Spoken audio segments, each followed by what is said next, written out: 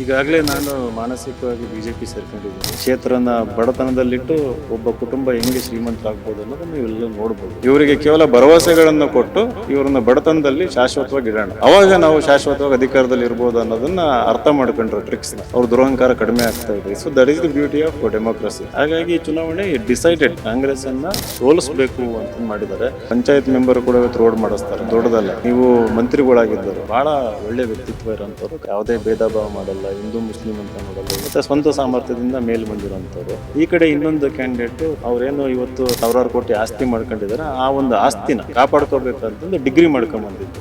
ನೀವು ಸಣ್ಣ ಆಗ್ಬೇಕಲ್ವಾ, ಅದು ಒಂದು ಉತ್ತಮ ಆಹಾರದಿಂದ ಸಣ್ಣ ಆಗ್ಬೇಕಲ್ವಾ. ಪ್ರತಿದಿನ ನಮ್ಮ ಜೀನಿ ಸ್ಲಿಮ್ ನ ಯೂಸ್ ಮಾಡಿ ಯಾವುದೇ ಸೈಡ್ ಎಫೆಕ್ಟ್ ಇಲ್ದಂಗೆ ನೀವು ಸಣ್ಣ ಆಗ್ತೀರಾ. ದಾವಣಗೆರೆ ದಕ್ಷಿಣ ದಂಗಲ್ ಈಗಾಗಲೇ ಸಾಕಷ್ಟು ರಾಜ್ಯದಲ್ಲಿ ಚರ್ಚೆ ಕೂಡ ಆಗ್ತಾ ಇರತಕ್ಕಂಥದ್ದು. ಒಂದು ಕಡೆ ಕಾಂಗ್ರೆಸ್ ಮತ್ತು ನೇರವಾಗಿ ಬಿ ಜೆ ಪಿ ಈಗಾಗಲೇ ಚರ್ಚೆ ಅಂತಂದರೆ ಸಾಕಷ್ಟು ತಾವು ಕೂಡ ಕೇಳ್ತಾ ಇದ್ರಿ. ಬಾಗಲಕೋಟೆ ಚುನಾವಣೆಗಿಂತ ದಾವಣಗೆರೆ ದಕ್ಷಿಣ ಉಪಚುನಾವಣೆನೇ ಸಾಕಷ್ಟು ಚರ್ಚೆ ಆಗ್ತಾ ಇದೆ. ನಮ್ಮ ಜೊತೆಗೆ ಯುವಕರ ಕಣ್ಮಣಿ ಈಗಾಗಲೇ ವಿನಯ್ ಕುಮಾರ್ ಜಿ ಬಿ ಅವರು ನಮ್ಮ ಜೊತೆಗಿದ್ದಾರೆ, ಅವ್ರನ್ನ ಮಾತಾಡಿಸ್ತೇನೆ. ಈ ಬಾರಿ ತಾವು ಬಿ ಜೆ ಪಿಗೆ ಸಪೋರ್ಟ್ ಮಾಡಿದ್ದೀರಿ ಸರ್. ಸರ್ ಏನು ಉದ್ದೇಶ ಸರ್? ಈಗಾಗಲೇ ನಾನು ಮಾನಸಿಕವಾಗಿ ಬಿಜೆಪಿ ಸೇರ್ಕೊಂಡಿದ್ದೀನಿ. ಆಗಲೇ ಅಧಿಕೃತವಾಗಿ ಸೇರ್ಕೊಂಡಿದ್ದೀನಿ ಅಂತಲೇ ಹೇಳ್ಬೋದು. ಉದ್ದೇಶ ಏನು ಅಂತಂದರೆ, ಇವತ್ತು ಕಾಂಗ್ರೆಸ್ಸಲ್ಲಿ ಯುವಕರಿಗೆ, ಅದರಲ್ಲೂ ಕೂಡ O B C, backward, SC STಗೆ ಬೆಳೆಯೋದಕ್ಕೆ ಅವಕಾಶ ಇಲ್ಲ. ಅಲ್ಲಿ ಕೇವಲ ಕೆಲವೇ ಕುಟುಂಬಗಳ ಒಂದು ವಶದಲ್ಲಿರುವಂಥ ಪಕ್ಷ ಅದು. ಟಾಪ್ ಟು ಬಾಟಮ್ಮು ಮುಖ್ಯಮಂತ್ರಿ ಆದಿಯಾಗಿ ನೀವು ನೋಡಿದರೆ ಅವ್ರ ಮಕ್ಕಳು ಮೊಮ್ಮಕ್ಕಳನ್ನು ಬೆಳೆಸ್ಬೇಕನ್ನೋ ಒಂದು ಮನಸ್ಥಿತಿಯಲ್ಲಿ, ಯಾರು ಪ್ರಾಮಾಣಿಕತೆ ಇರ್ತದೆ, ಮೆರಿಟ್ ಇರ್ತದೆ, ಯಾರಿಗೂ ಸಾಮರ್ಥ್ಯ ಇರ್ತದೆ, ಆಚೆಯವರು ಯಾರು ಹಾರ್ಡ್ ವರ್ಕ್ ರೂಟಿಂದ ಬಂದಿರ್ತಾರೆ, ಅವ್ರಿಗೆ ಇಲ್ಲಿ ಕರೆದು ವೇದಿಕೆ ಕೊಡಬೇಕು, ಬೆಳೆಸ್ಬೇಕನ್ನೋ ಒಂದು ನನ್ನ ಒಂದು ಅನುಭವಕ್ಕೆ ಬಂತು. MP ಟಿಕೆಟ್ ಕೇಳಿದ್ದೆ, ಅದಾದಮೇಲೂ ಕೂಡ ಪ್ರಯತ್ನ ಮಾಡಿದ್ರು ಮಾತಾಡ್ಸಲ್ಲ, ಅಲ್ಲಿ ಭಾಳ ದುರಹಂಕಾರ ಪಕ್ಷದಲ್ಲಿ. ಸೊ ಈ ಒಂದು ದಾವಣಗೆರೆ ಕ್ಷೇತ್ರದಲ್ಲಿ ಅದು ಒಂದು ನಿದರ್ಶನ. ಅದು ಇದು ಸಿಂಬಲ್ ಇದ್ದಂಗೆ. ಕಾಂಗ್ರೆಸ್ನಲ್ಲಿ ಏನು ಒಂದು ಜಾಡ್ ಹಿಡ್ದಿದೆ, ಇದು ಡಿಸೀಸ್ ಇದೆ, ಅದು ಒಂದು ಸಿಂಬಲ್. ಇಲ್ಲಿ ಇದು ಎದ್ದು ಕಾಣ್ತದೆ. ಇಲ್ಲಿ ಪಾಳೆಗಾರಿಕೆ ಮನಸ್ಥಿತಿ, ದುರಹಂಕಾರ, ಕ್ಷೇತ್ರನ ಬಡತನದಲ್ಲಿಟ್ಟು ಒಬ್ಬ ಕುಟುಂಬ ಹೆಂಗೆ ಶ್ರೀಮಂತರಾಗ್ಬೋದು ಅನ್ನೋದನ್ನು ಇವೆಲ್ಲ ನೋಡ್ಬೋದು. ಸೊ ಇದ್ರ ವಿರುದ್ಧ ಹೋರಾಟ ಮಾಡ್ತಾ ಇದ್ದೆ. ಈಗ ಒಂದು ಅನಿರೀಕ್ಷಿತವಾಗಿ ಬೈ ಎಲೆಕ್ಷನ್ ಬಂದಾಗ ನನ್ನ ಹೆಸರು ಕೂಡ ಮುನ್ನೆಲೆಗೆ ಬಂತು. ಇವರಿಗೂ ಟಿಕೆಟ್ ಸಿಗುತ್ತೆ ಅನ್ನೋ ಒಂದು ಮಾತು ಕೂಡ ಬಂತು. ಸಿಕ್ಕರೆ ಸಂತೋಷದಿಂದನೇ ಮಾಡಬೇಕಂತ ಎಲ್ಲ ರೆಡಿ ಮಾಡ್ಕೊಂಡಿದ್ದೆ. ಬಟ್ ಸಿಗದೇ ಇದ್ದಾಗಲೂ ಕೂಡ 1% ಬೇಜಾರಾಗ್ದಂಗೆ ಇಲ್ಲಿ ಏನೊಬ್ಬ ಅಹಿಂದ ಕ್ಯಾಂಡಿಡೇಟ್ ನಮ್ಮ ಶ್ರೀನಿವಾಸ್ ದಾಸ್ಕರಿಯಪ್ಪನವ್ರಿಗೆ ಟಿಕೆಟ್ ಸಿಕ್ತು. ಭಾಳ ಸಂತೋಷದ ವಿಚಾರ. ಒಬ್ಬ ಸಾಮಾನ್ಯ ಕಾರ್ಯಕರ್ತರನ್ನ ಗುರುತಿಸಿ ಈ ಒಂದು ಕ್ಷೇತ್ರದಲ್ಲಿ ಅವರಿಗೆ ಒಂದು ಅವಕಾಶ ಕೊಟ್ಟಾಗ ಇಲ್ಲಿ ಈ ಪಕ್ಷದಲ್ಲಿ ಬೆಳೆಯೋದಕ್ಕೆ ಅವಕಾಶ ಇದೆ. ಸೊ ಇಲ್ಲಿ ಈ ಒಂದು ಅವರ ಒಂದು ಗೆಲುವಿಗೆ ಪ್ರಾಮಾಣಿಕವಾಗಿ ನಾವು ದುಡಿದು ಈ ಒಂದು ಕ್ಷೇತ್ರದ ತುಂಬ ಓಡಾಡಿ ಜನಗಳ ಮನ ಪರಿವರ್ತನೆ ಮಾಡಿ. ಯಾಕಂದರೆ ಕೆಲವೊಂದು ಜಾತಿಯ ಜನಗಳು ಈಗಲೂ ಕೂಡ ಒಂದೇ ಪಕ್ಷದ ಅಡಿಯಾಳಿರ್ತಾರೆ ಅಂದ್ರೆ ಅಲ್ಲಿ ಕಂಟ್ರೋಲಲ್ಲಿದ್ದಾರೆ. ಅದನ್ನು ಬಿಡಿಸ್ಬೇಕು ಅದನ್ನು. ಯಾಕಂತಂದರೆ ನಾವೆಲ್ಲ ಬೆಳೆಯೋದಕ್ಕೆ ಸಾಧ್ಯ ಆಗಲ್ಲ. ಅವರೆಲ್ಲ ಅದರ ಆಚೆ ಬಂದು ನಮ್ಮ ಒಂದು ಹಾರ್ಡ್ ವರ್ಕಿಗೆ, ನಮ್ಮ ಶ್ರಮಕ್ಕೆ ಒಂದು ರಿವಾರ್ಡ್ ಅನ್ನೋ ರೀತಿಯಲ್ಲಿ ಶ್ರೀನಿವಾಸ್ ದಾಸ್ಕರಿಯಪ್ಪನವ್ರನ್ನ ಗೆಲ್ಲಿಸಿದರೆ ಮುಂದೊಂದು ದಿನ ಎಲ್ಲರಿಗೂ ಬೆಳೆಯೋದಕ್ಕೆ ಅವಕಾಶ ಇರ್ತದೆ. ಸೊ ಈ ಒಂದು ಸಂದೇಶ ಇಟ್ಕೊಂಡು ಈ ಕ್ಷೇತ್ರದಲ್ಲಿ ಪ್ರತಿ ಹಳ್ಳಿಗೆ ಹೋಗಿ, ಪ್ರತಿ ಬೂತ್ ಮಟ್ಟದಲ್ಲಿ ಹೋಗಿ BJP ಅಭ್ಯರ್ಥಿ ಗೆಲ್ಸ್ಕೊಳ್ಳೋದಕ್ಕೆ ನನ್ನದೇ ಆದ ಒಂದು ಅಳಿಲು ಸೇವೆ ಮಾಡ್ತಾ ಇದ್ದೀನಿ. ಎಲ್ಲೋ ಒಂದು ಕಡೆ BJPಯಲ್ಲಿ ಅಚ್ಚರಿ ಹೆಸರು ಕೂಡ ಕೇಳಿ ಬರ್ತಾ ಇತ್ತು. ಎಲ್ಲೋ ಒಂದು ಕಡೆ ವಿನಯ್ ಕುಮಾರ್ ಟಿಕೆಟ್ ಆಯಿತು ಬಿಡಿ ಅಂತ ಹೇಳೋ ನಿಟ್ಟಿನಲ್ಲಿ ಸಾಕಷ್ಟು ಚರ್ಚೆ ಕೂಡ ಆಗ್ತಾ ಇತ್ತು. ಎಲ್ಲೋ ಒಂದು ಕಡೆ ಹಿಂದಿರ್ತಕ್ಕಂಥ BJPಗರು ಕೂಡ ಒಂದು ಅಚ್ಚರಿ ಕೂಡ ರೀತಿ ನೋಡ್ತಾ ಇದ್ರು. ಎಲ್ಲೋ ಒಂದು ಕಡೆ ಯಾಕೆ ಟಿಕೆಟ್ ತಪ್ತು ಅಂತ ಸರ್? ಅಲ್ಲ, ಇಲ್ಲಿ ಯಾಕೆ ಟಿಕೆಟ್ ತಪ್ತು ಅನ್ನೋದಕ್ಕಿಂತ ಒಬ್ಬ ಅಡ್ರೆಸ್ ಇಲ್ಲದೆ ಇರೋಂಥ ವ್ಯಕ್ತಿಗೆ ಗುರುತಿಸಿ, ಆತ ಪಕ್ಷದಲ್ಲಿ ಇಲ್ಲ ಅಂತ ಗೊತ್ತಿದ್ದು ಕೂಡ, ಪಕ್ಷಕ್ಕೆ ದುಡ್ದಿಲ್ಲ ಅಂತ ಗೊತ್ತಿದ್ದು ಕೂಡ ಅವ್ರಿಗೆ ಅವಕಾಶ ಕೊಡಬೇಕು ಅನ್ನೋ ಒಂದು ಚಿಂತನೆ ಇತ್ತಲ್ಲ, ಅದಕ್ಕೆ ನಾವು ಒಂದು ಗ್ರ್ಯಾಟಿಟ್ಯೂಡನ್ನು ತೋರಿಸ್ಬೇಕಾಗತ್ತೆ. ಆ ರೀತಿ ಒಂದು ಚಿಂತನೆ ಪಕ್ಷದಲ್ಲಿರುವಂಥದ್ದು ಪಕ್ಷದ ನವೀಕರಣ ಆಗ್ತದೆ, ಪಕ್ಷದ ಬಲವರ್ಧನೆ ಆಗ್ತದೆ. ಸೊ ಆ ಆಲೋಚನೆ ಇರೋದ್ರಿಂದನೇ ಇವತ್ತು BJP ಇವತ್ತು ಬೃಹದಾಕಾರವಾಗಿ ಬೆಳೆದಿರೋಂಥದ್ದು. ಇಡೀ ರಾಷ್ಟ್ರದಲ್ಲಿ ಹೊಸೊಬ್ಬರಿಗೆ ಅವಕಾಶ ಕೊಡ್ತಾರೆ. ಯೂತ್ ಅವರಲ್ಲಿ ಒಂದು ಕೆಲಸ ಮಾಡೋದು ಸಾಮರ್ಥ್ಯ ಇದೆ ಅಂತಂದರೆ ಅವ್ರನ್ನ ರಾಷ್ಟ್ರಾಧ್ಯಕ್ಷನ ಮಾಡ್ತಾರೆ, ಚೀಫ್ ಮಿನಿಸ್ಟರ್ ಮಾಡ್ತಾರೆ, ದೊಡ್ಡ ದೊಡ್ಡ ಮಂತ್ರಿಗಳನ್ನಾಗಿ ಮಾಡಿದ್ದಾರೆ, ದೊಡ್ಡ ಮಟ್ಟದ ಜವಾಬ್ದಾರಿ ಕೊಟ್ಟಿದ್ದಾರೆ. ಸೊ ಆ ಒಂದು ಕಾಂಟೆಕ್ಸ್ಟಲ್ಲಿ ನನ್ನ ಹೆಸರು ಮೇಲೆ ಹೋಗಿ ನನಗೆ ಭಾಳ ಸಂತೋಷದ ವಿಚಾರ ಆಯಿತು. ಅದಕ್ಕೆ ಆಗಲೇ ಹೇಳಿದ್ದು, ಟಿಕೆಟ್ ಸಿಗದೇ ಇದ್ದರೂ ಬೇಜಾರೇನಾಗಲಿಲ್ಲ.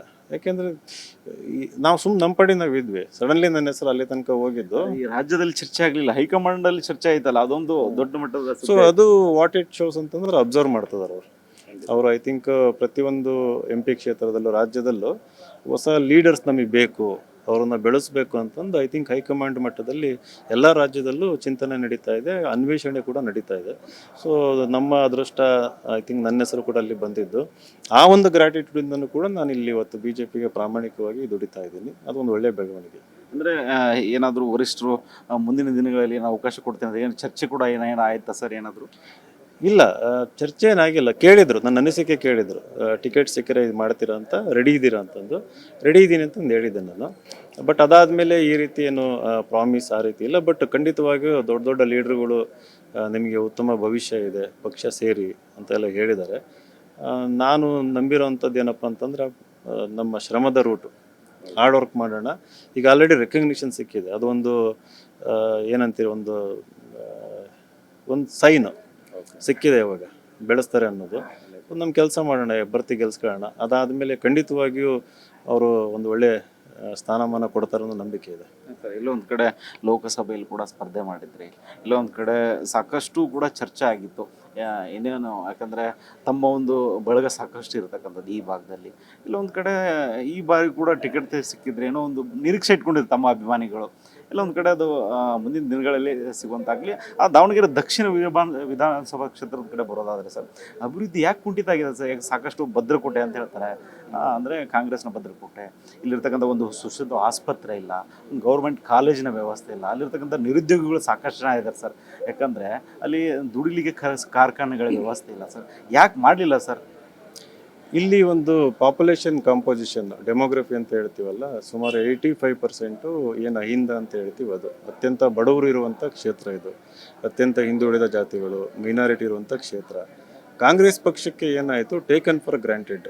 ಇವರಿಗೆ ಅಭಿವೃದ್ಧಿ ಕೊಡೋದೇನು ಬೇಕಿಲ್ಲ. ನಾವು ಇವರನ್ನು ಬಡತನದಲ್ಲಿಟ್ಟರೆ ನಮಗೆ ಬೆನಿಫಿಟ್ ಜಾಸ್ತಿ. ಇವರಿಗೆ ಕೇವಲ ಭರವಸೆಗಳನ್ನು ಕೊಟ್ಟು ಇವರನ್ನು ಬಡತನದಲ್ಲಿ ಶಾಶ್ವತವಾಗಿ ಇಡೋಣ, ಅವಾಗ ನಾವು ಶಾಶ್ವತವಾಗಿ ಅಧಿಕಾರದಲ್ಲಿ ಇರ್ಬೋದು ಅನ್ನೋದನ್ನು ಅರ್ಥ ಮಾಡ್ಕೊಂಡ್ರು ಟ್ರಿಕ್ಸ್ನ. ಹಂಗಾಗಿ ಈ ಕ್ಷೇತ್ರಕ್ಕೆ ಯಾವುದೇ ರೀತಿ ಅಭಿವೃದ್ಧಿ ತರಲಿಲ್ಲ. ಆಮೇಲೆ ಈ ಜನಗಳಿಗೆ ಅನಿವಾರ್ಯತೆ ಸೃಷ್ಟಿ ಮಾಡಿದರು, ಎಸ್ಪೆಷಲಿ ಮೈನಾರಿಟಿಗೆ BJP ಬಗ್ಗೆ ಭಯ ಹುಟ್ಟಿಸೋಂಥದ್ದು, ಕೆಲವೊಂದನ್ನು ಪ್ರಚೋದನೆ ಮಾಡುವಂಥದ್ದು, ಅದನ್ನೆಲ್ಲ ಮಾಡಿ ಅವರಲ್ಲಿ ಒಂದು ಇನ್ಸೆಕ್ಯೂರಿಟಿ, ಅಭದ್ರತೆಯನ್ನು ತಲೆಯಲ್ಲಿ ಪರ್ಮನೆಂಟಾಗಿ ತುಂಬಿಟ್ಟು ಅದ್ರ ಮೇಲೆ ಇವತ್ತು ಗೆಲ್ತಾ ಬಂದಿರೋಂಥದ್ದು. ಸೊ ಇದು ಬೈ ಡಿಸೈನ್, ಅಂದರೆ ವಿತ್ ಇಂಟೆನ್ಷನ್ನು ಅಭಿವೃದ್ಧಿ ಶೂನ್ಯ ಆಗಿರುವಂಥದ್ದು. ಪಾಪ ಲಾಸ್ಟ್ 30-35 ಇಯರ್ಸಿಂದ ಇವಾಗ ಕ್ಷೇತ್ರಕ್ಕೆ ಹೋಗಿ ನಾವು ಏನು 80,000 ಮುಸ್ಲಿಮ್ ಇದ್ದಾರೆ ಅಂತ ಹೇಳ್ತೀವಲ್ಲ, ಇವತ್ತು ಕೂಡ ಒಂದು ಹೈಸ್ಕೂಲ್ ಇಲ್ಲ. 3,000 ಜನಸಂಖ್ಯೆ ಇರುವಂಥ ಹಳ್ಳಿಗಳಲ್ಲಿ, ಎಷ್ಟೊಂದು ಹಳ್ಳಿಗಳಲ್ಲಿ PUC ಕಾಲೇಜ್ ಇದೆ. 90,000 ಜನಸಂಖ್ಯೆ ಇರುವಂಥ ಒಂದು ಜಾಗದಲ್ಲಿ ಇವತ್ತು ಕೂಡ ಒಂದು ಹೈಸ್ಕೂಲ್ ಇಲ್ಲ, ಅವ್ರ ಹೆಣ್ಮಕ್ಳಿಗೆ ಸ್ಕೂಲ್ ಇಲ್ಲ, ಒಂದು ಪಾರ್ಕ್ ಇಲ್ಲ. ಇವೆಲ್ಲ ರೋಡ್ಗಳು ಅವೆಲ್ಲ ಸ್ಮಾರ್ಟ್ ಸಿಟಿ ಪ್ರಾಜೆಕ್ಟಲ್ಲಿ ಬಂದಿರೋವಂಥದ್ದು. ಇವರು ಅದನ್ನು ಕ್ಲೈಮ್ ಮಾಡ್ಕೊತಾರೆ. ಯಾರೋ ಒಬ್ರು ಹೇಳ್ತಾ ಇದ್ರು, ಪಂಚಾಯತ್ ಮೆಂಬರ್ ಕೂಡ ಇವತ್ತು ರೋಡ್ ಮಾಡಿಸ್ತಾರೆ. ದೊಡ್ಡದಲ್ಲ, ನೀವು ಮಂತ್ರಿಗಳಾಗಿದ್ದರು. ಮಾತಾಡ್ತಾರೆ ಚರಂಡಿ ಮಾಡಿಸಿದ್ದೇನೆ, ರೋಡ್ ಮಾಡಿಸಿದ್ದೇನೆ, ರಿಂಗ್ ರೋಡ್ ಆಗಿದೆ ಅಂತ ಇದನ್ನು ಹೇಳೋದು ಬಿಟ್ರೆ, ನಾನು ಇದೊಂದು ಒಳ್ಳೆ ಆಸ್ಪತ್ರೆ ತಂದಿದ್ದೇನೆ, ಒಳ್ಳೆ ಕಾಲೇಜ್ ಮಾಡಿದ್ದೇನೆ ಅಂತ ಹೇಳ್ಕೊಳ್ಳಿಕ್ಕೆ ಯಾವುದು ಕೆಲಸನೇ ಇಲ್ವಲ್ಲ. ಖಂಡಿತ ಹೇಳ್ಕೊಳ್ಳೋಂಥ ಈ ಕೆಲಸಗಳು ಯಾವುದೂ ಇಲ್ಲ. ಆ ಜನಕ್ಕೂ ಈ ಸರಿ ಗೊತ್ತಾಗಿದೆ. ಈ ಚುನಾವಣೆಯಲ್ಲಿ ಎಲ್ಲರದ್ದು ಸ್ವಾಭಿಮಾನ ಕೆರಳಿದೆ. ಈ ಚುನಾವಣೆಯಲ್ಲಿ ಖಂಡಿತ ಪಾಠ ಕಲಿಸ್ತಾರೆ. ಇದು ಟೇಕನ್ ಫಾರ್ ಗ್ರಾಂಟೆಡ್ ಏನು ಆ್ಯಟಿಟ್ಯೂಡ್ ಇತ್ತಲ್ಲ, ಅದು ಬುದ್ಧಿ ಕಲಿಸ್ತಾರೆ. ಇವತ್ತು ಟಿಕೆಟಿಗೆ ಅವರು ಕೂಡ ಹೋರಾಟ ಮಾಡೋಂಗಾಯ್ತು. ಮೊದಲನೇ ಸ್ಟೆಪ್ಪು, ಟಿಕೆಟ್ ಈಸಿಯಾಗಿ ಸಿಕ್ಕಿಲ್ಲ ಅವರಿಗೆ. ಇವತ್ತು ಕ್ಷೇತ್ರದಲ್ಲಿ ಓಡಾಡಬೇಕು, ಹಳ್ಳಿಗಳಿಗೆ ಮುಂಚೆ ಪ್ರಚಾರ ಮಾಡ್ತಿರ್ಲಿಲ್ಲ ಅವರು. ಅಲ್ವ, ಕೊನೆ ಮೂಮೆಂಟಲ್ಲಿ ಅದೇನು ಮಾಡ್ಬೇಕು ಮಾಡ್ತಾಯಿದ್ರು. ಈಗ ಹಂಗಿಲ್ಲ. ಇವಾಗ ಅಸಮಾಧಾನ ಇದೆ, ಜನಗಳ ಹತ್ರ ಹೋಗಬೇಕು, ಸಣ್ಣ ಸಣ್ಣ ಜಾತಿಗಳನ್ನ ಮಾತಾಡಿಸ್ಬೇಕು. ಅವ್ರ ದುರಹಂಕಾರ ಕಡಿಮೆ ಆಗ್ತಾ ಇದೆ. So that is the beauty of democracy. ಎಲ್ಲರಿಗೂ ಅವ್ರ ಹಕ್ಕಿನ ಅರಿವಾದಾಗ ಅಧಿಕಾರದಲ್ಲಿರೋರು ದುರಹಂಕಾರ ಕಡಿಮೆ ಆಗ್ತದೆ. ಅಲ್ಪಸಂಖ್ಯಾತರು ರೊಚ್ಚಿಗೆದ್ದು ಬಿಟ್ಟಿದ್ದಾರೆ. ಕಾಂಗ್ರೆಸ್ನ ಈ ಬಾರಿ ಶತಾಯಗತಾಯ ಸೋಲಿಸ್ಬೇಕು ನಾವು, ಅಂದರೆ ನಮ್ಮ ಬಗ್ಗೆ ಒಂದು ಅವ್ರಿಗೆ ಏನಾದರೂ ತಿಳ್ಕೋಬೇಕಾದ್ರೆ ಈ ಬಾರಿ ಸೋಲಿಸ್ಬಿಟ್ರೆ ಗೊತ್ತಾಗುತ್ತೆ ನಮ್ಮ ಮೈನಾರಿಟಿ ವೋಟ್ಸ್ ಯಾವ ರೀತಿ ಇದೆ ಇಲ್ಲಿ ಅಂತೇಳಿ. ಯಾಕಂದರೆ ಅವ್ರನ್ನ ಮತ ಬಳಕೆಗಳು ಮಾತ್ರ ಉಪಯೋಗಿಸ್ಕೊಂಡಿದ್ದಾರೆ ಕಾಂಗ್ರೆಸ್ ಇಲ್ಲಿವರೆಗೂ ಕೂಡ. ಅದು ಸ್ಪಷ್ಟವಾಗಿ ಈ ಬಾರಿ ಕಾಣ್ತಾ ಇದೆ. ಯಾಕಂದರೆ ಈಗಾಗಲೇ ಸಾಕಷ್ಟು ಬಂಡಾಯ ಅಭ್ಯರ್ಥಿಗಳಿದ್ರು. ಎಲ್ಲೊಂದು ಕಡೆ ಸಾದಿಕ್ ಪೈಲ್ವಾನ್ ಅಂತ ನಿಂತಿದ್ರು, ಎಲ್ಲೋ ಒಂದು ಕಡೆ ನಿನ್ನೆ ಬಂಡಾಯ ಶಮನ ಮಾಡಿ ಮತ್ತು ಈಗಾಗಲೇ ಕಾಂಗ್ರೆಸ್ ಸಪೋರ್ಟ್ ಮಾಡ್ತೇನೆ ಅಂತ ಕೂಡ ಹೇಳಿದರು. ಇಲ್ಲ ಒಂದು ಕಡೆ ಅಲ್ಲಿರ್ತಕ್ಕಂಥ ಬೆಂಬಲಿಗರು ಕೂಡ ಸಾಕಷ್ಟು ನೋವು ಕೂಡ ವ್ಯಕ್ತಪಡಿಸಿದ್ರು ನಮ್ಮ ಜೊತೆಗೆ. ಆದರೂ ಕೂಡ ಹೇಳ್ತಾ ಇದ್ರು ಯುವಕರು, ಇಲ್ಲ ನಾವು BJPಗೆ ಓಟ್ ಹಾಕಲ್ಲ ಸರ್, ಆದರೆ ಕಾಂಗ್ರೆಸ್ನ ಸೋಲಿಸುವಂಥದ್ದು ನಮ್ಗೆ ಗೊತ್ತಿದೆ ಅಂತ ಹೇಳ್ತಿದ್ರು. ಹೌದು, ಈ ಚುನಾವಣೆ ಕಾಂಗ್ರೆಸ್ಸನ್ನು ಸೋಲಿಸ್ಬೇಕು ಅಂತ ಮಾಡ್ತಾರಂಥ ಚುನಾವಣೆ ಇದು. ಎಲ್ಲ ಜಾತಿ ಧರ್ಮದವರು ಸೇರ್ಕೊಂಡು ಪಾಠ ಕಲಿಸ್ಬೇಕು ಕಾಂಗ್ರೆಸ್ ಪಕ್ಷಕ್ಕೆ. ರಾಷ್ಟ್ರ ಮಟ್ಟದಲ್ಲಿ, ರಾಜ್ಯ ಮಟ್ಟದಲ್ಲಿ ಏನು ರಾಜ್ಯ ಮಟ್ಟದ ನಾಯಕರುಗಳು ಕೂಡ ಬಂದು ಡ್ರಾಮಾ ಮಾಡಿದರು. ಏನು ಈ ಕುಟುಂಬ ರಾಜಕಾರಣ ಸಮರ್ಥನೆ ಮಾಡ್ಕೊತಾ ಇದ್ದಾರೆ. ಆಮೇಲೆ ನಾಚಿಕೆ ಮಾನ ಮರ್ಯಾದೆ ಬಿಟ್ಟು ಒಂದು ಈ ಅಸಂವಿಧಾನಿಕ ನಡೆಯಿದು ಅದನ್ನು ಸಮರ್ಥನೆ ಮಾಡ್ಕೊತಿದ್ದಾರೆ. ಅದು ಜನಗಳಿಗೆ ಅರ್ಥ ಆಗೋಗಿದೆ. ಹಾಗಾಗಿ ಈ ಚುನಾವಣೆ ಡಿಸೈಡೆಡ್, ಕಾಂಗ್ರೆಸ್ಸನ್ನು ಸೋಲಿಸ್ಬೇಕು ಅಂತಂದು ಮಾಡಿದ್ದಾರೆ. ಈಗಲೂ ಕೂಡ ಒಂದು ಹಳ್ಳಿಯಿಂದ ವಾಪಸ್ ಬರ್ತಾ ಇದೆ, ಮುದದಡಿ ಬಟ್ಲುಕಟ್ಟೆ ಅಂತ ಕಾಂಗ್ರೆಸ್ ರ್ಯಾಲಿ ಹೋಗ್ತಾ ಇತ್ತು. ನನ್ನ ನೋಡಿ ಸುಮಾರು 90% ಜನ ನಿಂತು ಕಾರಿಂದ ಇಳಿದು ನಾನು ಮಾತಾಡ್ಸ್ಕೊಂಡು ಹೋದ್ರು, ಅಣ್ಣ ಸುಮ್ಮನೆ ಅವ್ರ ಹತ್ರ ಹೋಗತ್ತೀವಿ, ಓಟ್ ಈ ಸರಿ ಅವ್ರಿಗೆ ಹಾಕಲ್ಲ BJPಗೆ ಅಂತಂದು. ಅವ್ರ ಜೊತೆ ಸುತ್ತಾಡೋರು, ಅವ್ರ ಕಾರಲ್ಲಿರೋರು ಕೂಡ ಇವತ್ತು ಅವ್ರಿಗೆ ಓಟ್ ಹಾಕಲ್ಲ. ಇದು ಅವ್ರಿಗೆ ಗೊತ್ತಿದೆಯೋ ಗೊತ್ತಿಲ್ಲ, ಗೊತ್ತಿರ್ಬೋದು. ದುಡ್ಡಲ್ಲಿ ಕೊಂಡ್ಕೊಂತೀವಿ ಅನ್ನೋದು ಒಂದು ತಲೆಯಲ್ಲಿ ಇರ್ತದೆ ಅವರಿಗೆಲ್ಲ. ಆ ಒಂದು ಅಷ್ಟೊಂದು ದುಡ್ಡಿದೆ ಅವ್ರ ಹತ್ರ, ಬಟ್ ದುಡ್ಡು ವರ್ಕ್ ಆಗಲ್ಲ ಈ ಎಲೆಕ್ಷನ್ನಲ್ಲಿ. ಹಣ, ಮನಿ ಮಜಲ್ ಪವರ್ ಅಂತ ಹೇಳ್ತೀವಿ, ಯಾವುದೂ ವರ್ಕ್ ಆಗಲ್ಲ. ನಮ್ಮ ಎಲ್ಲರೂ ಕೂಡ ಡಿಸೈಡ್ ಮಾಡಾಗಿದೆ ಕಾಂಗ್ರೆಸ್ಸನ್ನು ಸೋಲಿಸ್ಬೇಕು ಅಂತ. ಅಂದರೆ ಇಲ್ಲೊಂದು ಕಡೆ ಹೇಳ್ತಾ ಇದ್ರು ಒಬ್ಬರು, ಇಂಥ ಚುನಾವಣೆಯನ್ನು ಸಾಕಷ್ಟು ಎದುರಿಸಿದ್ದಾವೆ, ಇದು ಸುಮ್ಮನೆ ಹಾಗೆ ಹೇಳ್ತಾರೆ, ಆಮೇಲೆ ಕೊನೆಯದಾಗಿ ಮತ್ತೆ ಕಾಂಗ್ರೆಸ್ಗೆ ಓಟ್ ಹೋಗ್ತಾರೆ, ಇವೆಲ್ಲ ನೋಡಿದ್ದೇವೆ ಅಂತ ಹೇಳ್ತಾರೆ. ಅಂದರೆ ಅವ್ರಿಗೆ ಅಷ್ಟು ನಂಬಿಕೆ ಇದೆ ಏನಂದರೆ ದುಡ್ಡು ಕೊಟ್ಟು ಕೊಂಡ್ಕೋಬೋದು ಅಂತ ಏನಾದರೂ? ಅಲ್ಲ, ಹಂಗೆ ಆಗ್ತಾ ಇತ್ತು ಇಲ್ಲಿ ತನಕ, ಹಂಗೆ ಆಗ್ತಾ ಇತ್ತು. ಯಾಕಂದರೆ ಈ ಪಕ್ಷ ಅನ್ನೋದು ಇದೆಯಲ್ಲ, ತಲೆ ಒಳಗೆ ಕೆಲವೊಬ್ರಿಗೆ ಗಟ್ಟೆ ಕೂತಿರ್ತದೆ, ಕ್ಯಾಂಡಿಡೇಟ್ ನೋಡಲ್ಲ.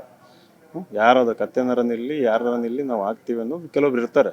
ಅವ್ರಿಗೆ ರ್ಯಾಷ್ನಲ್ಲಾಗಿ ಯೋಚನೆ ಮಾಡೋ ಅನ್ನೋ ಒಂದು ಕೆಪಾಸಿಟಿ ಡೆವಲಪ್ ಆಗಿರೋಲ್ಲ. ಯಾಕಂದರೆ ಅವ್ರಿಗೆ ತಲೆಯಲ್ಲಿ ತುಂಬಿ ತುಂಬಿ ತುಂಬಿ ಈ ರೀತಿ ಮಾಡಿರ್ತಾರೆ. ಬಟ್ ಈ ಎಲೆಕ್ಷನ್ ಹಂಗಿಲ್ಲ.